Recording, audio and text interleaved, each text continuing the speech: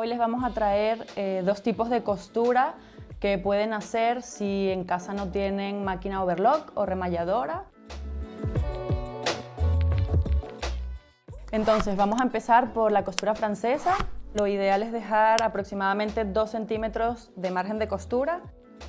Vamos a empezar encarando el revés de los tejidos como primer paso. Bueno, pues colocaremos la máquina en costura recta a 2,5 de largo de puntada.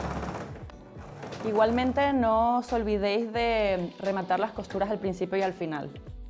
Vamos a recortarlo más o menos medio centímetro.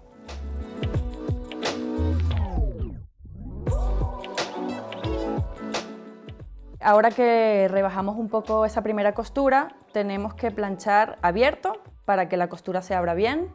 Siempre antes de planchar debes probar con un retal del mismo tejido la temperatura de la plancha para asegurarte de que no se daña. Ahora vamos a doblar por la mitad.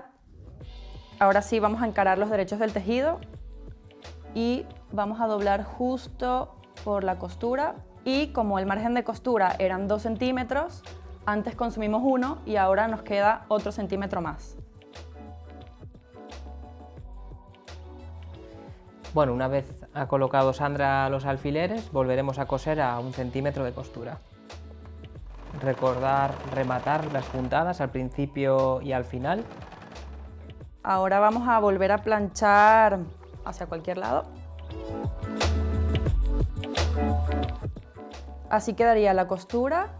Por la parte de afuera es una costura normal y por el interior no se ven los bordes del tejido, sino que quedan escondidos en esa primera costura. Tampoco se ven restos de hilo de la costura que quedó por dentro porque antes lo habíamos recortado. Esta sería la costura francesa. Es muy recomendable para chaquetas, por ejemplo, que no tengan forro y nos interese que la costura por dentro esté bien pulida. Una vez visto la costura francesa, os vamos a enseñar la costura inglesa. Empezaríamos encarando también el revés de los tejidos. Para esta costura hemos dejado un margen de 2 centímetros. Uno de los dos márgenes que tenemos lo vamos a rebajar un poco. Voy a cortar por la mitad más o menos.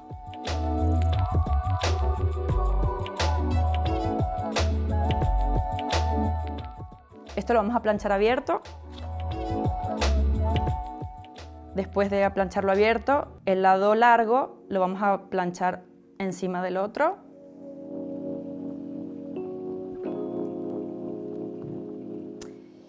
Y ahora tenemos que envolver el margen que hemos rebajado con el que dejamos largo.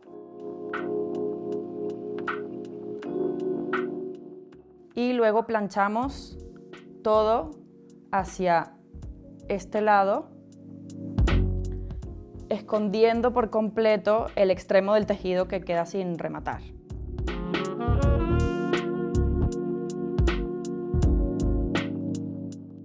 Una vez que el margen de costura largo ha envuelto el margen chiquitín, lo que vamos a hacer es coser a ras de esta doblez que tenemos aquí. Para dejar los márgenes de costura pisados hacia ese lado. Así quedaría la costura. Por el interior también queda súper limpio. Y por fuera queda con un doble pespunte que es también como un detalle añadido. También hay que decir que esta costura lo que tiene es como que está más reforzada. Entonces por eso se usa en pantalones vaqueros y en camisas. Bueno, pues hasta aquí el tutorial. Espero que os haya gustado. Estas dos costuras las podéis poner en práctica en nuestros 2 cursos online en doméstica.